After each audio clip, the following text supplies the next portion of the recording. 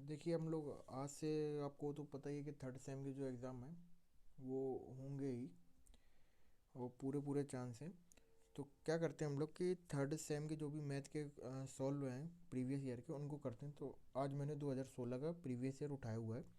तो आप जैसा कि पहला वो विकल्प ये देख रहे हैं, मैंने लिख दिया है इसमें, थोड़ा सा लैंग्वेज वाला था समझने के लिए, कि हमारे पास क्या दिया हुआ है कि 30, 120, 90, 300 समानुपात में नहीं है, क्योंकि इसका हमसे जवाब पूछा है। तो पहला ऑप्शन है यहाँ कोई मध्य पद नहीं है। दूसरा पूछा है बाह्य पद का गुणनफल मध्य पदों का गुणनफल नहीं है। तीसरा है बाह्य पदों का गुणनफल मध्य पदों का गुणनफल है। और बाह्य पदों का गुणनफल 9000 है। तो देखो, समानुपात के लिए जो साधारण कंडीशन होती है ना हमारे पास, क्या होती है कि जैसे ए अनुपात बी बराबर, मतलब समानुपात में है कि नहीं, तो जो इनका अनुपात होता है ए अपॉन बी बराबर सी अपॉन डी होता है। अगर हम इसका मल्टीप्लाई कर दें ऊपर नीचे, तो ये हो जाएगा ए इंटू डी और ये हो जाएगा बी इंटू सी। ठीक है। तो आप देखना कि ए इंटू डी क्या है, ये बाहरी पद नहीं हो गए। ठीक है। और बी इंटू सी क्या हो गए, मध्य पद हो गए। मतलब बाहरी पद बराबर मध्य पद होना चाहिए, तब समानुपात में होगा। लेकिन ये क्या समानुपात में नहीं, तो चेक कर लेते हैं क्या कारण हो सकता है। देखो, इसमें बाहरी पद का मल्टीप्लाई कितना आ रहा है, 30, 30 और उसका मल्टीप्लाई करेंगे तो ये तो हो गया 9000। और अंदर का कितना हो जाएगा, 12 नौइया 108 ना, 10,800 हो जाएगा। ठीक। ठीक है, 2 जीरो वो लग गए, 108 ही लग गया। तो देखो, ये तो हमारा फॉर्मूला क्या था कि बाह्य पद का गुणांक और बराबर किसके होना चाहिए, मध्य पद का गुणा बराबर होना चाहिए। तो ये भी नहीं होगा। ठीक है। ये तो है ही नहीं। अब इन दोनों में देखना, इसमें देखा बाह्य पदों का गुणनफल मध्य पदों के गुणनफल के बराबर होता तो ये समानुपात होता। तो ये वाला भी नहीं, तो हमारा ऑप्शन कौन सा सही हो गया, बी सही हो गया। मतलब बाह्य पदों का गुणनफल मध्य पदों के गुणनफल के बराबर नहीं है। इस वजह से क्या है हमारा, ये समानुपात में नहीं है। ठीक है। चलिए अगला क्वेश्चन देखते हैं, हमारे पास बहुविकल्पीय का ही है। क्या है उसमें, क्या पूछा हुआ है देखते हैं। उसमें हमसे पूछा हुआ है कि एक एक डायग्राम दे दिया है। ठीक है, ध्यान से समझते हैं इसे थोड़ा सा। औरत का क्वेश्चन है, ये दे दिया है। ये सेंटर में ओ है। ये ये कोई बिंदु ए दे दिया है, ये कोई बिंदु बी दे दिया है, और ये हमसे ये कोण पूछा है शायद। यही कोण पूछा है। और ये हमें दे दिया है 80 दे दिया है। अच्छा, एक चीज़ बताओ कि आप तो सभी जानते हो ना कि ऐसे वाला जब भी बनता है एक सेंटर पे हो गया ये ओ, और ये, ठीक, इसे समझना ध्यान से। तो ये कितना होता है, ये अगर ये x है तो ये कितना होता था, 2x होता था। अगर इसी वाले डायग्राम को थोड़ा सा और ध्यान से देखो, ठीक है, अगर हमने कह दिया कि ये जो कोण बन रहा है सेंटर पे बड़ा बन रहा है, मतलब ये न्यून कोण था, मान लो ये अधिक कोण बन रहा है, 180 से भी ज़्यादा बड़ा बन रहा है। ठीक है। ठीक। तो क्या होगा कि अगर ये x है तो ये कितना होगा, 2x होगा। अब इसी डायग्राम को आप उल्टा घुमा दो। ठीक। तो देखो कि ये जितना होगा ना, उसका आधा ये वाला एंगल होगा। ठीक। कुछ नहीं किया, बस उल्टा घुमा देना है, कोई खास अंतर नहीं है। क्योंकि देखो, एक ही वृत्त, देखो एक, या तो एक अगर यहाँ से लाइन खींच दोगे तो ये जीवा हो जाएगी। ठीक है, जीवा हो गई। लेकिन ये चाप भी एक ही, चाप भी तो एक ही है ना। एक ही चाप से जो सेंटर पर एंगल बन रहा है, देखो कौन सा बन रहा है, ये वाला बन रहा है। और उसी के द्वारा कहाँ बन रहा है, यहाँ बन रहा है। देखो, ये पूरा कितना होता है, 360 होता है। तो ये कितना है, 80 ये है। तो 80 में से 360 में से, मतलब कि ये कितना हो जाएगा, 360 माइनस 80। तो ये कितना निकल लिया जाएगा, 280 निकल के आ जाएगा। ठीक। तो देखो, ये वाला कितना 280 है, तो ये वाला कितना होगा, 140 होगा, इसका आधा होगा। तो हमारा आंसर कितना हो जाएगा, एंगल ए डी बी का 140 डिग्री हमारा आंसर हो जाएगा। ठीक। इस वाले डायग्राम से थोड़ा समझना, जैसे कि यही है ना, धीरे धीरे एक्सपेंड करते जाओ, ऐसे खींच लो, फिर ऐसे खींच लो, फिर ऐसे कर दो ना। तो धीरे धीरे आप देखोगे तो ऐसे करके एक ऐसा अधिक कोण जब जहाँ भी बनने लगे 180 के बाद में, तो वहाँ से आप डायग्राम बनाओगे तो थोड़ा क्लियर हो जाएगा कि हाँ, प्रॉपर्टी तो सेम ही काम कर रही है। और उसे उल्टा घुमा देखना तो सेम टू सेम यही डायग्राम बन जाएगा। ये समझने के लिए मैंने बता दिया आपको। अब उसमें से एक अगला क्वेश्चन पूछा है कि हमारे पास एक ये डायग्राम दे दिया तीसरे में भी। वृत्त के तो काफ़ी क्वेश्चन है इसमें, कोई नहीं। अब उसमें दे दिया है ये हमारे पास ओ आर क्या है, हमारे पास त्रिज्या है। ए बी क्या है हमारे पास, जीवा है। और एस क्या है, हमारे एस तो दे दिया है, चाप दे दिया है, स्मॉल खंड, ठीक है। और एक ये दिया हुआ है हमारे पास सी डी, ठीक है। और ये हमें दिया हुआ है पी क्यू, ठीक। तो अब उसने हमसे क्वेश्चन में पूछा है कि बताना है कि क्या क्या से ऑप्शन दे रखे हैं ढेर सारे। तो सबसे पहले हम देख लेते हैं कौन सी क्या क्या चीज़ है यहाँ पर, ठीक। तो ये देखो ए बी क्या है हमारी, ये क्या हो जाएगी, जीवा हो जाएगी। ये क्या हमारे पास त्रिज्या है, ठीक है। ये क्या हो जाएगी हमारे पास छेदक रेखा है, ठीक।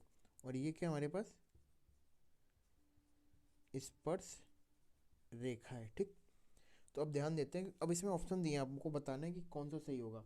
रेखा पी क्यू वृत्त का व्यास है, पी क्यू को वृत्त का व्यास बता रहे हैं, तो पहला वाला जो ऑप्शन है वो क्या हो जाएगा, गलत हो जाएगा। दूसरा ऑप्शन देखते हैं, रेखा सी डी वृत्त की छेदिका है। रेखा सी डी, हाँ वृत्त को देखो छेदक है ना, छेदक रेखा है ये, तो ये क्या होगा, दूसरा ऑप्शन सही होगा। तीसरा देख देख लेते हैं सारे आपको समझने। रेखा खंड ओ आर वृत्त की जीवा है, गलत। ये वृत्त की तो तीसरा भी, ये तो त्रिज्या है ना हमारी। और देख लेते हैं, उन्होंने कहा है कि ए एस बी ए, ठीक है। ए एस बी ए क्या है, एक त्रिज्य खंड है। देखो ये जो, देखो ये जो पार्ट बन रहा है ना ए एस बी ए, ये क्या है, त्रिज्य खंड नहीं है, ये क्या हो जाएगा, जीवा खंड कह सकते हो ना इसे, जीवा खंड है। जब भी त्रिज्य खंड होता तो कुछ त्रिज्य खंड कैसे निकलते हैं, तो ये जो होता है ये त्रिज्य खंड होता है, ठीक। ये किसी वृत्त से जीवा के द्वारा द्वारा काटा हुआ एक छोटा सा दीर्घ खंड और लघु खंड कह सकते हो इसे, ठीक है। त्रिज्य खंड नहीं है लेकिन। चलिए अगला क्वेश्चन देखते हैं। अगला क्वेश्चन साधारण ब्याज का है, बहुविकल्पी है ये भी। इसने कहा कि 2000 का जो हमारा मूलधन है, मूलधन को किससे डिनोट कर लेते हैं, पी से। 2000 रुपये का है, जो हमारा रेट है वो कितना है वार्षिक का, 5% है। और समय हमारे पास 2 वर्ष का दे रखा है, तो हमें ब्याज बताना है, ठीक है। तो ब्याज का फॉर्मूला क्या होता है, P R T divided by 100, ठीक। तो पी कितना है 2000, आर कितना है 5, टी कितना है 2/100। तो ये से ये कट गए, यहाँ पर एक जीरो और लग गई, तो कितना आ जाएगा 200 हमारा साधारण ब्याज आ जाएगा,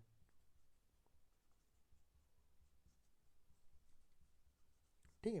क्योंकि देखो ये क्या है, ये एक तो क्वेश्चन बहुविकल्पी है ना, आपको तो एक फॉर्मूले से भी आना चाहिए। लेकिन आपको एक चीज़ और बताता हूँ, जब कभी भी साधारण ब्याज पूछे ना, तो उसके निकालने के बहुत सरल तरीका है। बहुविकल्पी में तो आपको करना तो नहीं है ना सॉल्व, तो आप तो कैसे भी निकाल सकते हो।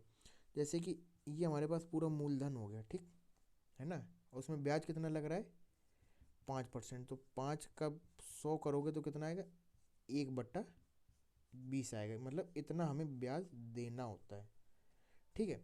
तो इसका 1/20 करो कितना आएगा, पहले साल में 1/20 करो तो ये इससे चला जाएगा, 1/20 कितना आएगा 100 आएगा। और दूसरे साल में भी कितना हो रहा है 1/20 हो रहा है, तो इसका भी ब्याज करने 1/20 करो, 2000 का कितना आएगा 100 आएगा। तो ये पहले साल का, दोनों को जोड़ दोगे तो कितना आ जाएगा 200, आंसर आ जाएगा। ये इसलिए जब आप वैसे करोगे ना, बहुविकल्पी के लिए करोगे, लेकिन आपको वैसे करना है लघु उत्तरीय उत्तरीय में, अति लघु उत्तरीय में, तो आपको सारे क्वेश्चन अटेम्प्ट करने होंगे, ठीक। अब देखो अगला क्वेश्चन क्या है हमारे पास, 5 की घात 6 बराबर 15 625 का लॉग लेना है। तो इसमें कि लॉग में क्या होता है हमारे पास, कि जो ये चीज़ है ये किस में चली जाती है, बेस में चली जाती है, ये क्या होती है आधार में आ जाती है, ठीक है। तो log 5, और ये जो वैल्यू होती है ये कहाँ पर आ जाती है, लॉग के साथ आ जाती है। और जो हमारा पावर में होता है ये क्या हो जाता है, इक्वल में हो जाता है। तो इसका जो लघुगणक रूप होगा ये होगा, ध्यान रखना, इसकी कई बार प्रैक्टिस करोगे आ जाएगा, ये सिंपल है, ठीक है। अब चलिए अगला क्वेश्चन देखते हैं।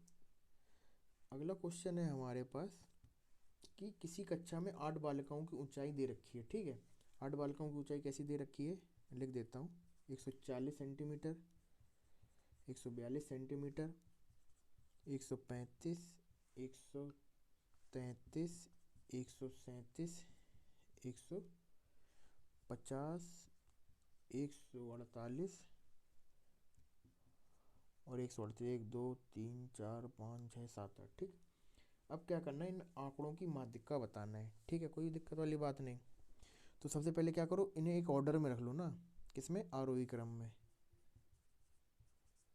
ठीक, सबसे छोटा कौन सा है, 133, फिर 135, फिर 137 के बाद फिर 138 के बाद 140, फिर 142, फिर 100, 148 हो गया, और फिर 150 हो गया। कितने हैं, 8 पद हैं। तो 8 पदों की माध्यिका के लिए विषम सम हो गया ना, n बराबर कितना हो गया, 8, 8 बराबर हो गया सम। तो माध्यिका का क्या फॉर्मूला है, ये तो आपको याद हो ही गया होगा, इतनी बार बता चुका हूँ। n/2वां पद, एक बार फिर लिख देता हूँ, n/2 प्लस 1वां पद डिवाइडेड बाई 2। ठीक है, तो n/2 देखो कितना है, 8 है। 8 का मतलब कितना हो जाएगा, 8/2 4, मतलब ये कितना आ जाएगा, फोर्थ टर्म आ जाएगी। और देखो यहाँ पर ये फोर्थ और प्लस 1 मतलब फिफ्थ टर्म आ जाएगी। ठीक, तो अब ये देखो, पहली, दूसरी, तीसरी, चौथी, चौथी कितनी है, 138। ठीक है, और पांचवी कितनी है, 140 डिवाइडेड बाई 2। तो अब कर लो, यहाँ पर कितना हो जाएगा, ये 8 हो गया, 4 3 7 हो गया, 278 डिवाइडेड बाई 2। तो जब करोगे 2 एकम 2, 2 3 6, 2 9 18, 139 हमारा आंसर हो जाएगा। तो ये क्या होगा, सिंपल सा क्वेश्चन था जो हमारे पास माध्यिका निकालने के लिए हो गया। चलिए अब अगला क्वेश्चन देखते हैं कि अगला क्वेश्चन में सरल करना है। ठीक है, 7वां क्वेश्चन है हमारे पास। इसमें ज़्यादा थ्योरी है नहीं, तो क्वेश्चन पेपर तो आप देख लीजिएगा, मिल जाएगा गूगल करके, या आपके पास पुराने सेट के क्वेश्चन पेपर होंगे, वहाँ से कर लीजिएगा। मैं आपको सारे क्वेश्चन करवा देता हूँ जल्दी जल्दी, ताकि आपकी प्रैक्टिस रहे, समझा देता हूँ ना, ज़्यादा ज़रूरी ये है। तो इसे सरल करना है। तो देखो क्या होता है, जब भी ये आधार सेम है, ठीक है, तो जो भी घातें होती हैं क्या होती हैं, जुड़ जाती हैं। ठीक, तो देखो 3 की घात कितनी हो जाएगी, 4 प्लस 5, जो माइनस का है तो वो माइनस रहेगा, क्योंकि प्लस माइनस माइनस होता है। ठीक है, और प्लस 2, तो देखो 5 और 4 9 हो जाएगा, तो 9 से 9 कैंसिल हो जाएगा, तो कितना बचेगा, 3 की पावर 2 बराबर 9।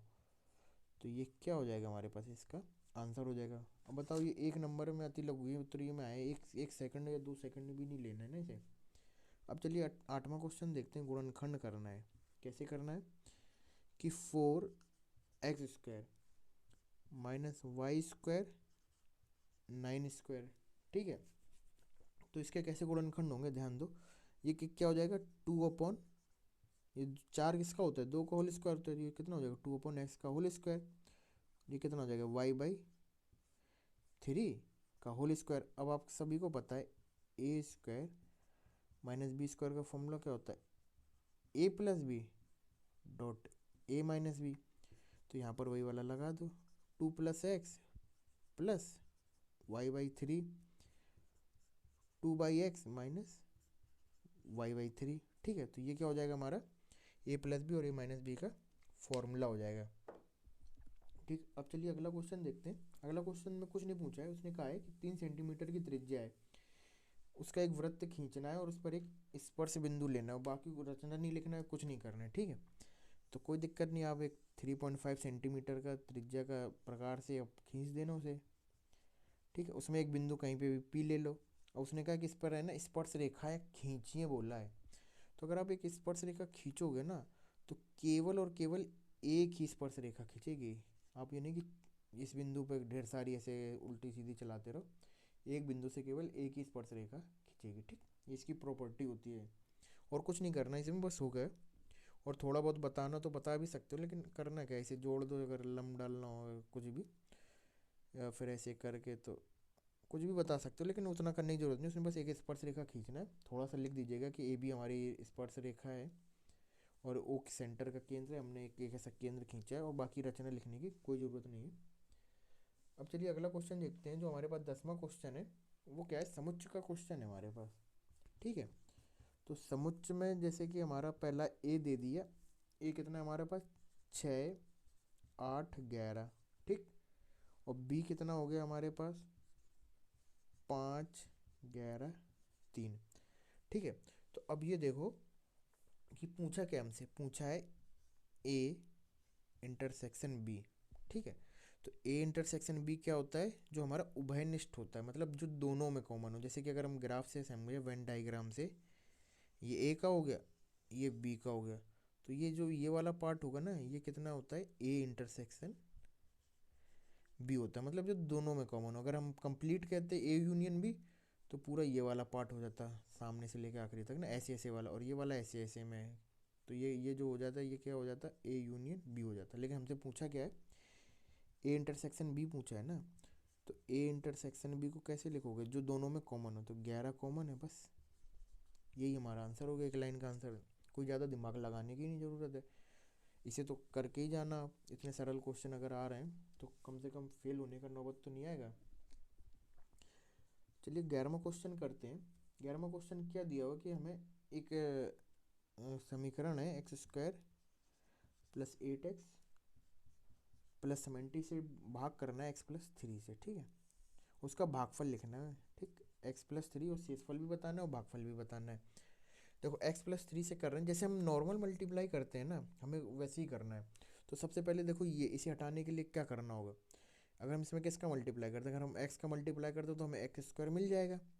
तो हमने किया x का मल्टीप्लाई कर दिया, तो हमें क्या मिल गया x² + 3x मिल गया। अब इसे घटाएंगे हम, तो कितना हो जाएगा, x में से तो x चला गया, 8x में से 3x गया, तो कितना बच गया 5x प्लस, और ये जो बाद वाला है इसे नोट कर लेंगे जैसे नॉर्मल हम करते हैं डिवाइड वाले में, ठीक है।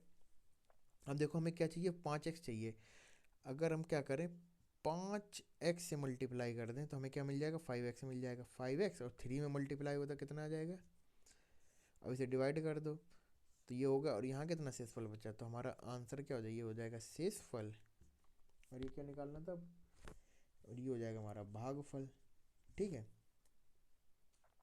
सिंपल क्वेश्चन है, इसमें तो कुछ करना ही नहीं है। थोड़ा सा देखने में डर लग रहा होगा, लेकिन ऐसे कई 2 3 क्वेश्चन करोगे ना तो आपको आइडिया हो जाएगा कि जैसे डिवाइड करना, जो हमें चाहिए एलिमिनेट करना होता है। जो अगर जैसे कि वहाँ पर x² था, अगर 5x² होता तो आपको 5x से मल्टीप्लाई करते, वो वाला एलिमिनेट हो जाता, कोई दिक्कत वाली बात नहीं थी।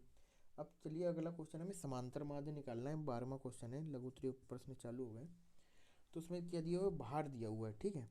क्या दिया हुआ है, भार दिया हुआ है, और शिक्षार्थियों की संख्या दी हुई है, ठीक है। शिक्षार्थियों की संख्या दी हुई है, ठीक।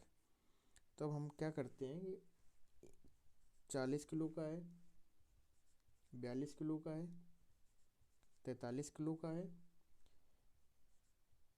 44 किलो का है, और 45 किलो का, ठीक। और उसमें जो ये दिया हुआ है, 4 दिया हुआ है, 12 दिया हुआ है, 18 दिया हुआ है, 10 दिया हुआ है, 6 दिया हुआ है। तो अब देखो, ये जो भार है ये हमारा क्या हो जाएगा, जो भार है हमारे पास, ये हमारा FI हो जाएगा, और ये कितना हो जाएगा XI हो जाएगा। तो यहाँ पर हमें क्या निकालना है, FI इंटू XI, ठीक है। क्या निकालना है, ये जो भार है हमारा ये XI होता है, ठीक है। और ये जो बार बार हो रहा है इसे क्या कहते हैं, FI कहते हैं, ठीक। तो अब हमें क्या करना है, ये निकालना है। तो ये कैसे निकलेगा, इनका आपस में मल्टीप्लाई कर दो। जैसे ये 40 था तो 4 चौके 16, 160 हो गया। 12 था, 12 दूनी 24, और 12 जो बचे हैं बच्चों को 48, और 50 हो जाएगा, 2 जोड़ दिया, ठीक है। 18 36 18 54 हो गया, ठीक है। 18 36 18 और 8 चौके 72, और 5 77 हो गया। ये तो 440 हो जाएगा। ये कितना है, 6, तो 6 पंचे 30, 6 चौके 24, 25 26 27 हो गया।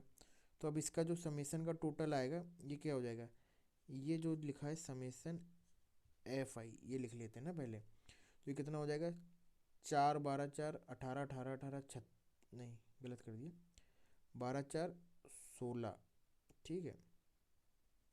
और यहाँ से 16 16 16 32 32 8 40 40 10 50। तो ये तो टोटल हो गया हमारे पास 50 हो गया। यहाँ जोड़ लेते हैं, 4 4 8 हो गया। ठीक है, अब ये कैसे कहाँ पर है, 6 4 10 हो गया और साथ साथ 14।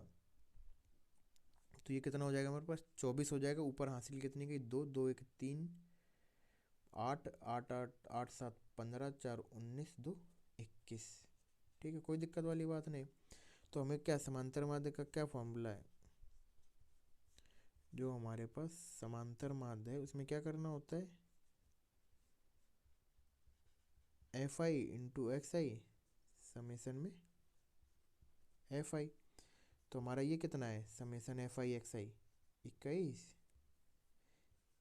21 48 डिवाइडेड बाई 50। एक जीरो हटाएंगे तो यहाँ दशमलव आ जाएगी। अब डिवाइड कर दो, 5 चौके 20, कितना बचा, एक बचा। हाँ, 5 चौके 20 और एक 14 है, तो 5 दूनी 10 हो गया। ठीक है, और फिर 48 है तो 5 नवा 45 और 5 छक्का 30। तो 42.96 है, ये क्या हो जाएगा हमारे पास, समांतर माध्य हो जाएगा। क्या किया हमने कि ये जो भी होता है ना स्रोत, जो बाहर दिया हुआ ये एक्स आई हो गया, और जो भी हमारे बारंबारता कितने लोग हैं तो वो एफ आई हो जाता है। तो क्या करना होता है, एक फॉर्मूला होता है summation f i into x i. ठीक है, क्या फॉर्मूला होता है कि i is equal to 1 to n ले लो, चाहे एक्स आई एफ आई। ठीक, तो ये हम जो निकालते हैं, तो अब तो इसमें हमें पता है, तो एफ आई एक्स आई हो गया। और बस क्या करना होता है, इससे इसमें से डिवाइड कर देना, तो वो हमारा क्या हो जाता है, समांतर माध्य हो जाता है। ठीक है, चलिए अगला क्वेश्चन देखते हैं। अगला क्वेश्चन है हमारे पास, पढ़ देता हूँ मैं। हर्षिता ने बैंक में 5,000 रुपये जमा किए, 2 वर्ष बाद कुल उसे कुल कितने रुपए मिले यदि बैंक का 8 वर्ष वार्षिक चक्रवृद्धि ब्याज देता है। मतलब कि हमें मिश्र धन निकालना है, हमें अलग से चक्रवृद्धि ब्याज केवल नहीं निकालना है, हमें मिश्र धन निकालना है। ठीक है, क्या करना है, हमें मिश्र धन निकालना है। तो समझते हैं बात को। उसने कितने बैंक में कितने रुपए जमा किए, 5,000 जमा किए। ठीक है, और जो 2 वर्ष बाद है और जो उसका वार्षिक है वो कैसा है, रेट क्या है, जो 8% है, कैसा है, चक्रवृद्धि ब्याज है। ठीक है, और टाइम कितना है, जो टाइम है यहाँ पर n बराबर 2 हो गया। तो जो हमारा मिश्र धन का फॉर्मूला होता है, मिश्र धन a बराबर कितना होता है, p 1 प्लस आर बाई 100 की पावर 2, जितने भी ईयर हो। ठीक, तो अब वैल्यू रख दो, 5,000 1 प्लस 8 डिवाइडेड बाई 100 का होल स्क्वायर। तो अब यहाँ सॉल्व कर लो इसे, 5,000 गुणा 108 डिवाइडेड बाई 100 गुणा 108 डिवाइडेड बाई 100। तो ये तो ये कट गया। ठीक है, तो आगे आप इसकी कैलकुलेशन देखते हैं।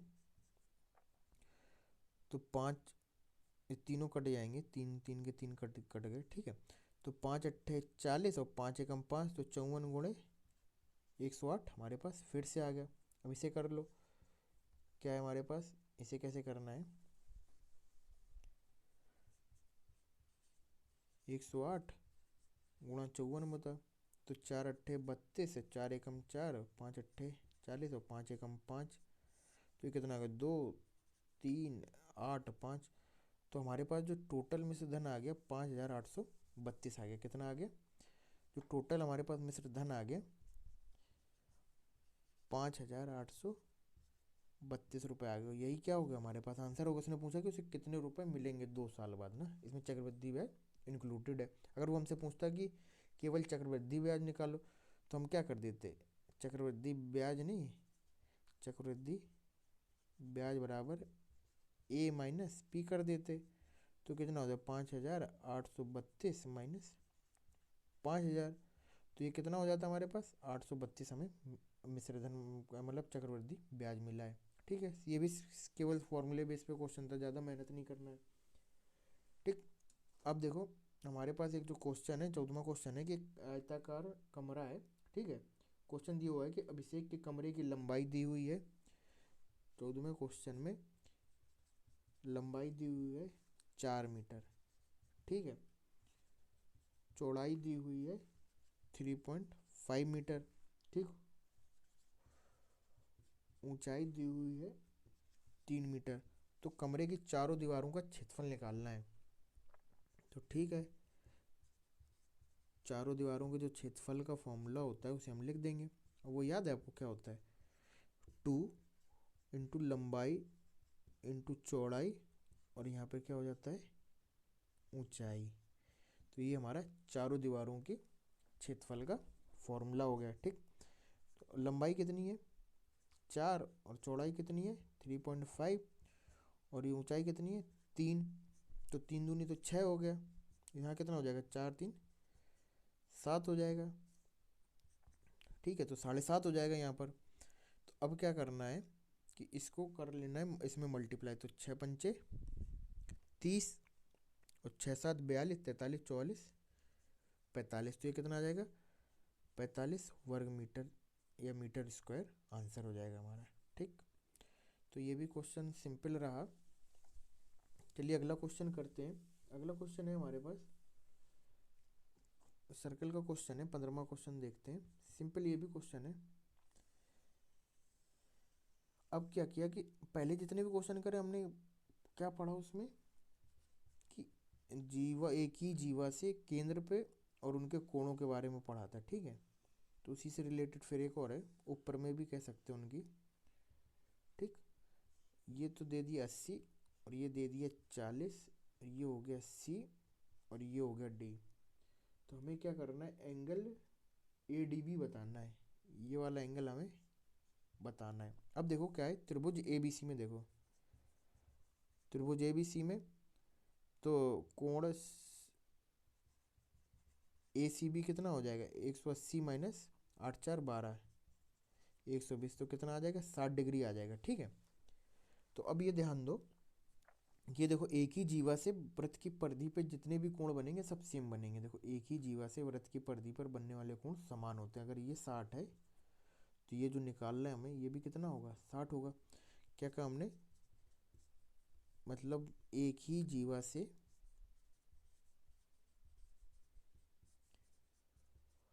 वृत्त की परिधि पर बने कोण समान होंगे, ठीक। समझ गया? एक ही जीवा से वृत्त की परिधि पर बने कोण समान होंगे। तो हमारा आंसर कितना हो जाएगा? एंगल जो हमें निकालना था ए डी ADB बराबर कितना हो जाएगा? बराबर 60 डिग्री। कुछ करना ही नहीं, सिंपल है, केवल सीधे सीधे प्रॉपर्टी पे क्वेश्चन आ रहे हैं। 4 4 प्रॉपर्टी याद करना और कुछ करना ही नहीं। चलिए अगला क्वेश्चन देखते हैं, थोड़ा सा समझने वाला है। उसने कहा कि एक क्रेता को एक शेयर अंकित का मूल बताया गया। कोई एक मान क्रेता है। क्रेता कौन होता है? एक चीज समझो, देखो जो भी शेयर खरीदता है, ठीक है, जो खरीदता है वो कौन होता है? क्रेता होता है। और जो बेचता है वो कौन होता है? उसके पास होगा ना, तो उसे क्या कहेंगे हम? पहले से बेच रहा है तो होगा उसके पास, तो शेयरधारी कहेंगे उसे, ठीक। समझना बात को। तो मान लो ये हमारे पास कोई क्रेता है, उसे केवल क्या कहा गया कि किसी किसी भी शेयर का जो अंकित मूल्य है वो 10 रुपये है, और जो बाजार मूल्य है वो 40 रुपये है। ये 10 क्या है? अंकित मूल्य है, और ये क्या है? बाजार मूल्य है, ठीक है। तो अब क्या है कि अब पूछा है इसने कि अगर क्रेता को 300 शेयरों के लिए क्या मूल्य देना पड़ेगा, तथा शेयरधारी को क्या लाभ होगा जबकि उसने शेयर अंकित मूल्य पर खरीदा था, ठीक है। तो जो शेयरधारी है इसने कितने में खरीदा? अंकित मूल्य पे, ठीक। ठीक है, 10 रुपये में खरीदा एक कॉइन, ठीक है। पर पर शेयर लिख देता हूँ, ठीक है। और जो क्रेता ने खरीद रहा है वो कितने में खरीद रहा है? 40 में खरीद रहा है, ठीक। तो अगर क्रेता की बात करें उसे कितना खर्चा आएगा? अगर मार्केट के हिसाब से देखें तो एक कॉइन का 40 हो गया। उसने टोटल कितने कॉइन खरीदे? 300 कॉइन खरीदे ना। तो टोटल 12,000 रुपये क्रेता के लग जाएंगे। कितने? 12,000 रुपये क्रेता के लग जाएंगे, ठीक। ठीक है, अब चलिए उसकी बात कर लेते हैं कि शेयरधारी को, चलो शेयरधारी का हम देख लेते हैं प्रति प्रति शेयर कितना लाभ है ना, प्रति शेयर लाभ कितना हुआ। मान लो उसने 40 में बेचा और खरीदा कितने में, 10 में, तो कितने का लाभ हो गया, 30 में। तो फिर 300 कॉइन में कितने का हो जाएगा, 30 गुणा 300, मतलब कि 9,000 रुपये का लाभ है। ठीक, समझ में आ गया। सिंपल क्वेश्चन है, कुछ नहीं करना है। और ये जो बताया गया, ये केवल को बताया है कि अंकित मूल्य 10 था, 40 बाजार मार्केट चल रहा है। ठीक है, उसने खरीदा नहीं था। उसे जब भी कोई चीज़ खरीदी जाएगी तो जो बाजार मूल्य चल रहा है उसी पे खरीदी जाएगी। ठीक, चलिए अब अगला क्वेश्चन देखते हैं। अगला क्वेश्चन हमारा एक गुणनखंड का है, भाई क्वेश्चन का गुणनखंड करना है, सॉल्व भी नहीं करना है उसे, तो ट्राई करते हैं। चलिए 17वां क्वेश्चन है हमारे पास कि 3x² प्लस 10x माइनस 8, इसके सॉल्व करना है। ठीक, देखो यहाँ पर 3 है तो भाई इसका जो वो बनेगा 24 बन जाएगा। 8 का मल्टीप्लाई कर देंगे, 8 इंटू 3 24। अब देखो फिर से ये साइन आ गया ना, ये साइन क्या बताता है हमें, करना क्या है। अगर माइनस है तो दोनों विपरीत साइन होंगे ना, मतलब आपस में घटेंगे, या तो प्लस, या तो प्लस माइनस होंगे, या तो माइनस प्लस होंगे। ठीक, और इस वाले साइन से हमें भी पता चल जाता है कि कौन से चिन्ह में प्लस लाना है, ये मान लाना है। ठीक, तो अब देखो 8 या 24 कैसे करने हैं गुणनखंड की 10 आ जाए। तो देखो 12 दूनी 24, अगर 12 में से 2 जाएगा तो 10 आ जाएगा ना, और प्लस का लाना है तो 12 वाला पॉजिटिव होगा और 2 वाला नेगेटिव। तो देखो कैसे होगा, 3x² plus 12x minus 2x minus 8। ठीक, 3x कॉमन ले लिया तो x प्लस 4, माइनस 2 कॉमन ले लिया तो x प्लस 4। तो जो हमारे गुणनखंड बन जाएंगे x प्लस 4, 3x माइनस 2, तो ये क्या हो गया, हमारा गुणनखंड हो जाएगा। ठीक, अब चलो अगला क्वेश्चन देखते हैं। अगला क्वेश्चन घन से पूछा है। किसी घन का हमें संपूर्ण पृष्ठीय क्षेत्रफल दिया है, संपूर्ण पृष्ठीय क्षेत्रफल दिया, 18वां क्वेश्चन है हमारे पास। किसका है ये, घन का है। अब सभी फॉर्मूले से याद करो, घन का संपूर्ण पृष्ठीय क्षेत्रफल क्या होगा, सभी 6 भुजाओं का क्षेत्रफल है। और वो फॉर्मूला क्या होता है हमारा, 6a² होता है। लेकिन इसकी वैल्यू कितनी दी रखी है उन्होंने, 6a² बराबर दे रखा है 216 सेंटीमीटर स्क्वायर। ठीक है, 216 सेंटीमीटर स्क्वायर। ठीक, तो अब देखो हमें क्या करना है कि उसका आयतन निकालना है, घन का आयतन निकालना है। क्या निकालना है हमें, घन का आयतन निकालना है। ठीक है, तो देखो घन का आयतन कैसे निकलेगा, भुजा का क्यूब निकलेगा। ठीक, क्या निकलेगा, घन का आयतन कैसे निकलेगा, भुजा का क्यूब निकलेगा। तो सबसे पहले घन का आयतन निकाल लेते हैं ना, 6 से भाग दो, 6×3 = 18, 6×4 = 36। तो a² बराबर 36, तो a बराबर कितना आ गया, 6 आ गया। अब वॉल्यूम क्या होगा, a इंटू ए, वही 6 × 6 × 6 बराबर 216 सेंटीमीटर क्यूब। तो ये क्या होगा हमारा, ये आंसर हो जाएगा। ठीक है, ये क्या हो जाएगा हमारा, 216 आंसर हो जाएगा। तो चलिए आज के ये सारे क्वेश्चन समाप्त होते हैं। उम्मीद करते हैं आपको समझ में आया होगा। और ये कोई भी अगर दिक्कत हो रही हो किसी भी क्वेश्चन या सवाल में तो कमेंट कर दीजिएगा, उसका जवाब दिया जाएगा। या आपको कोई भी अलग से कोई पेपर भी जल्दी सॉल्व चाहते हैं तो आप कमेंट कर सकते हैं कि कौन सी ईयर का जल्दी करा दें। और या किसी टॉपिक को पढ़ना चाहते हैं तो वो भी आपको जल्दी ही कराया जाएगा, बशर्ते आपको कमेंट करके बताना पड़ेगा कि क्या क्या करवाना है क्या नहीं करवाना है। चलिए आपका दिन शुभ हो, धन्यवाद।